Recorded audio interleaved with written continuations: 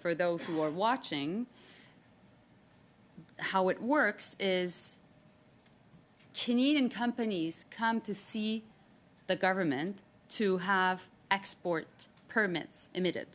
So it's not the Canadian government sending weapons. It's actually companies coming to see us. What I can tell you is that there's been no weapons sent under my watch and in recent years, and none since October 7th. But I did ask about non-military. I'll just continue. Minister, if I could ask that you conclude your response in 20 seconds. Yes, and we have sent, since October 7th, non-lethal equipment, including night vision goggles and protective gears. And that was through Canadian companies sending them to Canadian companies, Israeli companies in Israel. Thank you, Minister. We now go to MP Chong. You have 5 minutes. I think I'll give my time to MP Hoback. Mr. Chair, if you permit. MP Hoback. Thank you, Chair, and Minister, thank you for being here this afternoon. Minister, Michael Spavro alleges that GSRP bears some responsibility for his wrongful detention. And the report from the NSIRA concluded that the Global Security Reporting Program operates under the Vienna Convention of Diplomatic Relations. But there is no legal guidance, no risk assessment, no security protocols, and insufficient training to ensure that the 30-plus GAC officers in the GSR program operate within international law. Now, this report came out in 2020.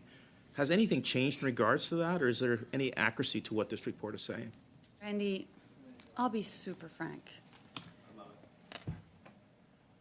When we talk about Michael Kovrig not abiding by the Vienna Convention, we're falling into China's narrative.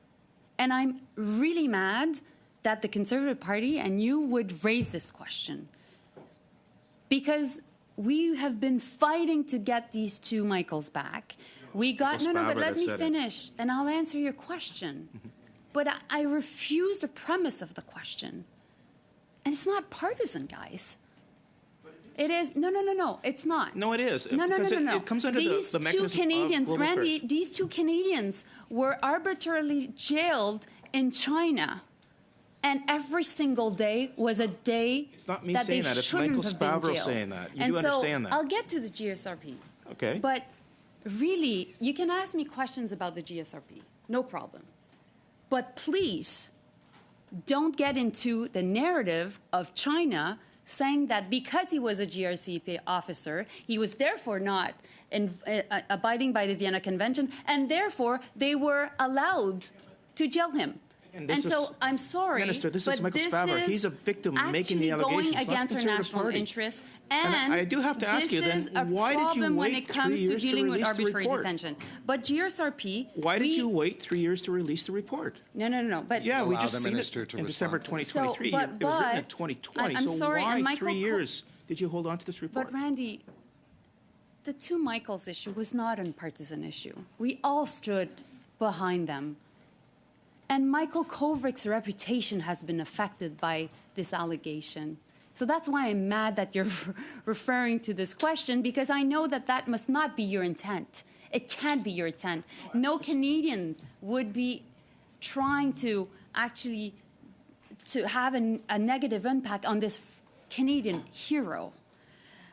But as to the GSRP, we believe that there's no issue with it being a GAC program. We think it's not a national security problem. We think that this is completely abiding by the Vienna Convention. We think that all our diplomats that are working around the world under this program need to be protected.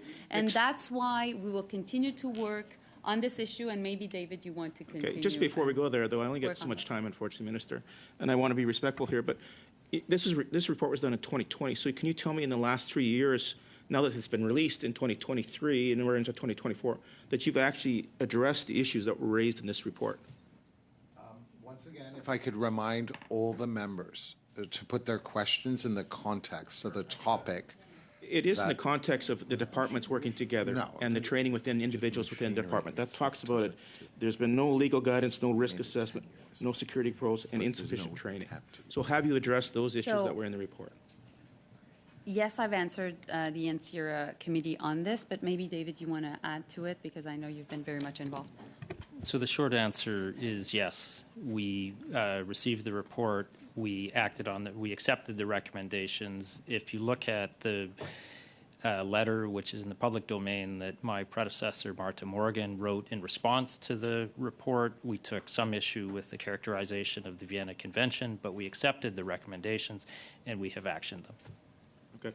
In regards to, Minister, we're seeing 64 elections happening across the world this year. That's a lot of changes, possibly changes in government.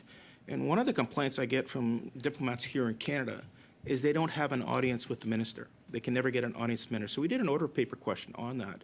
You've only met with one ambassador here in Canada, and that's the ambassador from the U.S. Why is that? Is that normal protocol for the Minister of Foreign Affairs not to meet with the diplomatic corps from other countries here in Canada? No, that's not the right information. I've met with many ambassadors here. It's just, again, an order paper question, then we have to go back to... No, I've met with actually all of them. But have you had individual one-on-one meetings with these? I have many. I've had with all the Arab League ambassadors. I've met with all the EU ones, and many times with the head of the EU. I've met also with, of course, the U.S. ambassador many times, with the Indian ambassador.